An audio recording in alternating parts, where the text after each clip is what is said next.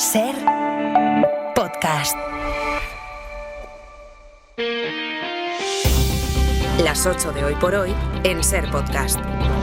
Hola, muy buenos días. Denuncia la ONU que la ayuda humanitaria que Netanyahu dice que ha dejado entrar en Gaza es demasiado poca y que además no pueden repartirla porque les faltan medios. De los 93 camiones que Israel ha dejado entrar, ninguno ha llegado a su destino.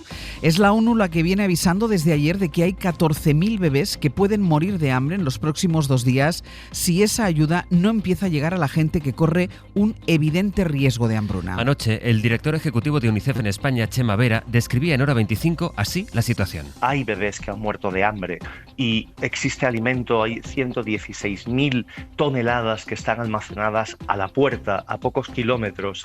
Es absolutamente indignante el que no se pueda entrar. Lo que estamos exigiendo es que se abran esos corredores humanitarios, que no hablemos de 5 camiones o de 9 camiones, sino que pueda haber un acceso humanitario prácticamente completo. Así le describía a Aimar la situación en Gaza, que es dramática para la población civil, que no es nuevo eso, y sin embargo algo parece que haya empezado a cambiar, por lo menos en Europa, que empieza a moverse para presionar al gobierno de Netanyahu. Claro, y esto nos va a llevar a las preguntas clave en este momento. ¿Servirá de algo esa presión diplomática? ¿Hay manera de que Netanyahu frene la masacre justo cuando acaba de anunciar que está dispuesto a tomar la franja? Sastre, buenos días. Buenos días, Marcelo. Hoy por hoy noticias. Ser Podcast. Así que empecemos por Europa, que dio ayer el paso de advertir, de momento es eso, una advertencia de que está dispuesta a revisar su tratado de asociación con Israel. Nos vamos en directo hasta Bruselas. Corresponsal Enrique García Pozo, buenos días. ¿Qué tal? Buenos días. Para preguntarnos qué consecuencias puede tener este paso. Bueno, la consecuencia inmediata de este momento es presionar al gobierno de Netanyahu, lanzar el mensaje de que ya existe una mayoría sólida de capitales que apuestan por revisar el acuerdo, y la consecuencia última sería la suspensión temporal o parcial del mismo, pero esto es todavía un escenario lejano, además de más complejo, porque sí requeriría la unanimidad de los 27, pero de momento lo que tenemos es este movimiento inédito. Fuentes diplomáticas confirman que al menos 17 países han conseguido que la Comisión responda a la pregunta de si Israel cumple sus compromisos en materia de derechos humanos, que es una de las cláusulas y que es una de las condiciones por las que se rige este acuerdo. En este bloque tenemos a países tradicionalmente con un tono comedido con Netanyahu, como Polonia o Austria, y tenemos también a países como Suecia, que han planteado incluso sanciones a miembros de su gabinete. También la propia alta representante elevaba el tono ayer contra Israel. The countries see that the situation in Gaza is untenable, and what we want Pedía el is acceso de la ayuda humanitaria, decía que la situación es insostenible y catastrófica. Enrique, gracias. A vosotros. Asistimos a cierto alineamiento entre la Unión Europea y Londres, como si quisieran restañarse algunas de las heridas del Brexit. También lo hay en este asunto, porque justo ayer el gobierno laborista del Reino Unido paralizó las negociaciones con Israel para un futuro acuerdo de libre comercio. El ministro de Exteriores británico, David Lammy, What is happening is morally wrong. dijo que lo que está haciendo Israel está moralmente mal, es injustificable y tiene que detenerse. Y si no, advertía de más medidas. Aunque puestos a hacernos la pregunta de qué puede frenar a Netanyahu, hacer que reconsidere su estrategia de matar con bombas o matar de hambre a la población de Gaza, es evidente que aquí lo fundamental es lo que vaya a hacer su principal socio, que es Donald Trump, y que se ha definido como el mejor amigo de Israel, Bayo. Pero cuya administración, según cuenta esta semana el Washington Post, ha dejado saber en Netanyahu que la paciencia no es infinita, que existe un riesgo de abandono, y es textual, si la ofensiva en Gaza se intensifica sin límite. President Donald Trump has the necessary influence. El presidente Trump tiene la influencia necesaria para cambiar la situación en Gaza, afirma el jefe de la UNRWA, Philippe Lazzarini, confiando en que la presión del estadounidense fuerce la mano de Netanyahu. En paralelo, en Washington, varios senadores reprochaban ayer a Marco Rubio, el secretario de Estado, su tibieza con Israel. Ni una sola vez ha exigido en público a Netanyahu que cese ante el bloqueo de la ayuda humanitaria, decía el demócrata Chris Van Hollen, mientras Rubio seguía defendiendo la postura oficial, que la culpa de las atrocidades en Gaza la tiene Hamás, a pesar de que su departamento ha negociado con esa organización la liberación de un rehén estadounidense, una negociación al margen de Netanyahu. Puede que crezca la presión internacional, pero el gobierno de Israel ya ha hecho saber que va a seguir con sus planes. Pablo Morán, buenos días. Hola Ángels, buenos días. Y el hecho es que esta madrugada ha seguido atacando Gaza. Sin descanso y con especial intensidad también esta mañana sobre Han Yunis, la localidad del sur de Gaza que ordenó evacuar el lunes. El jefe del ejército avanza que irán a más, que la incursión terrestre va a ir tomando más territorio de la franja. y defiende que la ofensiva en marcha cumple con la legalidad internacional. Nadie apea a Israel de la idea de estar haciendo lo correcto y desprecia esos últimos movimientos de Reino Unido y la Unión Europea. Criticar a Israel es reforzar a Hamás, respondía anoche el Ministerio de Exteriores israelí. El editorial de Jerusalem Post les acusa esta mañana de no entender que Hamás utiliza a los gazatíes para demonizar a Israel. Además, Netanyahu se ha levantado de la mesa de negociación, ha ordenado el regreso de su delegación en Doha y apunta a Irán. La CNN cuenta que Estados Unidos dispone de información de sus servicios de inteligencia que sugieren preparativos para un ataque contra instalaciones nucleares iraníes. Según esa información, que ataque o no y el alcance del ataque dependerá probablemente del resultado de las negociaciones entre Estados Unidos e Irán. Pablo, gracias. A ti, hasta ahora. Pues todo este escenario cada vez más complicado veremos en menos de una hora en qué se traduce en el Congreso. Hoy hay sesión de control. Ayer... Eurovisión es el nuevo Franco del gobierno. Ojalá fuese una broma y no se hubiesen montado un festival de escándalos. En mi opinión, la primera preocupación del señor Sánchez no es quién cante en Eurovisión, sino quién cante en su partido. Ante una masacre como la que estamos viviendo, escuchar al señor Feijóo esta misma mañana hacer chistes malos dan muestra de la talla política y humanitaria del señor Feijóo. Poca broma con estas cosas. Eran Alberto Núñez Feijóo y la ministra portavoz Pilar Alegría. Hoy comparece el ministro Marlaska en el Congreso para hablar del contrato que firmó con una empresa de Israel para comprar millones de balas. Contrato que el gobierno canceló después de que lo destapáramos aquí en la SER. Ayer el PSOE votó a favor de la iniciativa que habían presentado sus socios de izquierda en el Congreso para vetar la compra de todo material militar a Israel. Ana Fernández Vila, buenos días. ¿Qué tal, Áñez? Buenos días. El Ministerio de Economía, lo contabas ayer por la mañana, había informado en contra de esa iniciativa y de hecho los socialistas advierten de que será difícil que pueda cumplirse en esos términos, pese a su voto a favor. Sí, el PSOE apostó finalmente ayer por apoyar esa propuesta de embargo total de material militar a Israel, aunque ya anticipan una tramitación muy compleja y rebajan expectativas porque dudan de su encaje legal. Pero aún así, en Moncloa tenían claro que no podían permitirse un voto en contra que distorsione su compromiso con la causa palestina, ahora que Sánchez se está volcando en endurecer su posición contra Israel. El presidente lleva días poniendo el foco en este asunto y multiplicando sus movimientos internacionales. Eso sí, los socialistas tuvieron que afrontar ayer un duro debate con reproches de sus socios que dudan de su compromiso real. Sí, por la mañana se dice una cosa, pero por la tarde luego se hace otra. Lo que parecía valiente comienza a parecer falaz y comienza a parecer hipócrita. Era Gerardo Pisarello de Sumar. Uno a uno sus aliados, los aliados del gobierno, les reprocharon que sigan manteniendo contratos con Israel.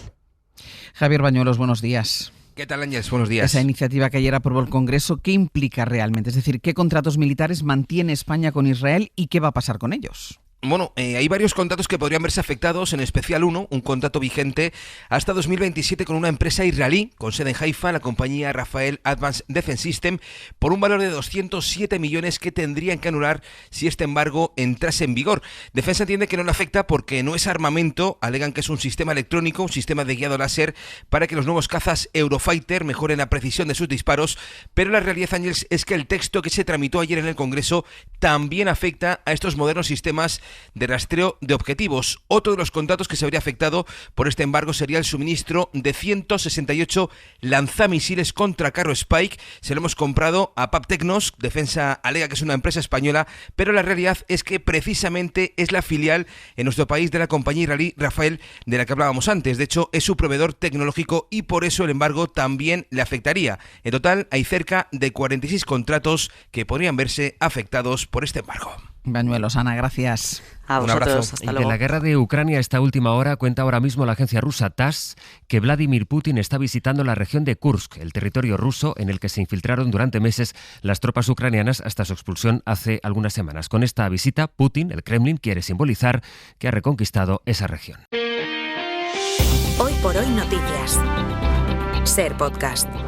Dirigentes del PP defienden los intereses de una empresa minera de Australia que está reclamando al Estado 920 millones. Esta compañía tiene un litigio con España porque quiere explotar una mina de uranio en Salamanca y representantes del Partido Popular han planteado la conveniencia de abrir esa explotación para extraer uranio en nuestro país. Información de Miguel Ángel Campos. Por primera vez, dirigentes del Partido Popular se han manifestado en público a favor del proyecto de una mina de uranio en Salamanca. Lo hizo la semana pasada en Antena 3 el portavoz del Partido Popular, Borja Semper, sin que mediara pregunta específica al respecto. El gobierno ahoga la energía nuclear, esta es nuestra opinión, por dos vías. Una, imposibilitando la extracción de uranio. En España existen en torno a 30.000 toneladas de uranio esperando a ser obtenidas, singularmente en la zona de Salamanca. Y también en el Parlamento Europeo, la diputada popular Susana Solís criticó que el gobierno haya denegado la autorización al yacimiento de uranio de Salamanca. Estas reclamaciones públicas de dirigentes del PP a favor de esta mina salmantina de uranio, ubicada en el Retortillo, tienen lugar al mismo tiempo que la empresa que la pretende explotar, la australiana Berkeley, litiga contra España para reclamar casi 1.000 millones por impedirles abrir la mina. Además, se da la circunstancia de que Berkeley fichó en 2022 a un exalto cargo de los gobiernos de Rajoy, el exsecretario de Estado de Comercio Jaime García Legaz, precisamente para desatascar el proyecto aprovechando sus contactos políticos. También el exalto cargo del PP, Manuel Lamela, ha hecho lobby a favor de la mina de uranio de Salamanca ante la Unión Europea. El PSOE ha denunciado ante la Policía Nacional a un senador del Partido Popular que ayer en el Pleno se acercó al escaño de la vicepresidenta Sara Agesen y le dejó una bolsa con arena de la bahía de Portmán, en Murcia. Este senador estaba denunciando que a esa bahía han llegado residuos tóxicos de una mina cercana. Por favor, señor. ¿Qué ha ocurrido? Este fue el pasaje. El PSOE ha pedido a la Policía del Senado que analice si la arena que había en esa bolsa es tóxica. El secretario de Organización del Partido Socialista, Santos Cerdán, salió ayer a reaccionar a las informaciones que aseguran que la UCO está ultimando un informe que le apuntaría a él por el presunto cobro de comisiones. Ese informe no se ha visto todavía, pero como se están publicando cosas, Cerdán compareció ayer para negar cualquier delito o cualquier relación con la trama Koldo. Sí que admite que hizo preguntas sobre obras al Ministerio en la etapa de José Luis Ábalos, pero que eso, dice Santos Cerdán, es lo normal en un diputado. Guillermo Lerma, buenos días. ¿Qué tal? Buenos días. Santos Cerdán enmarca en el ejercicio de sus responsabilidades institucionales y orgánicas cualquier conversación que pudiera tener con Ábalos y con su principal asesor sobre contratos de obra pública. Como diputado de Navarra he hecho muchas veces preguntas sobre obras en Navarra y como coordinador territorial del Partido Socialista del año 2020 también preguntaba por obras en el resto del territorio, como he hecho yo y como han hecho los 350 diputados que hay aquí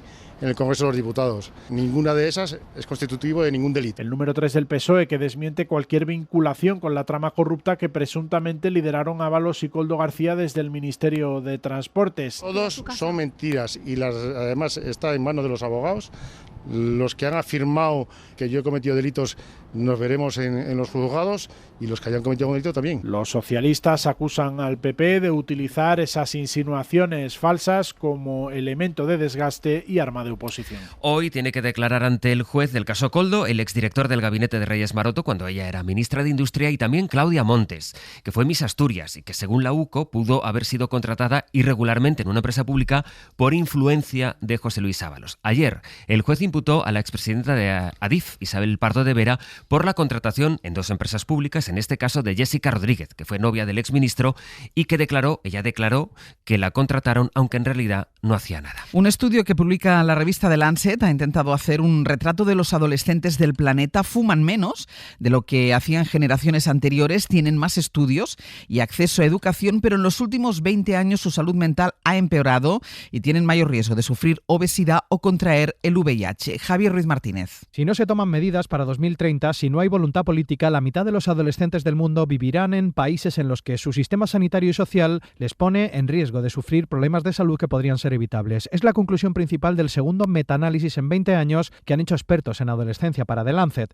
1.100 millones de adolescentes del mundo viven en países donde les amenazan problemas de salud prevenibles y tratables como el VIH, el embarazo precoz, el sexo sin condón, la depresión, la obesidad o la mala nutrición. Los retos no son pequeños. En 2030, 464 millones de adolescentes tendrán sobrepeso y la obesidad ya se ha multiplicado hasta por 8 en algunos países desarrollados de Oriente Medio y Asia. Rusia en las últimas 3 décadas. Las tasas de tabaquismo y consumo de alcohol han disminuido y ha crecido la presencia en educación secundaria y universitaria de las mujeres jóvenes. La Comisión de Expertos de The Lancet pide a los países invertir en la salud para salvaguardar nuestro futuro colectivo. El presidente colombiano Gustavo Petro ha pedido explicaciones al gobierno de España por lo que ha calificado como un acto de represión en la detención violenta de una migrante colombiana en Valencia.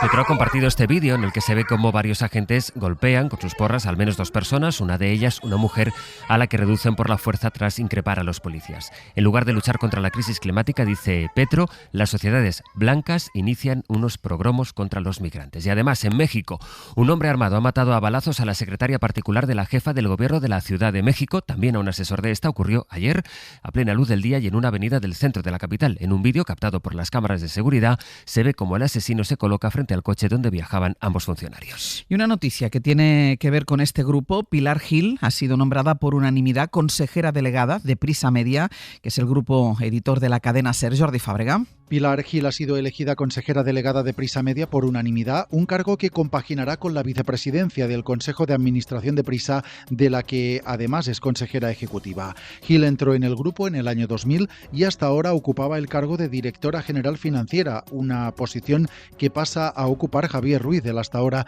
director de Control de Gestión y Riesgos. La nueva consejera delegada de Prisa Media se ha marcado como objetivo que los medios del grupo sean la referencia global de la información y el entretenimiento en español para todas las generaciones. Y en 10 minutos el abierto, que hoy compartimos con Eduardo Madina, Berna González Harbour y Gonzalo Velasco. Para no perderte ningún episodio, síguenos en la aplicación o la web de la SER, Podium Podcast o tu plataforma de audio favorita.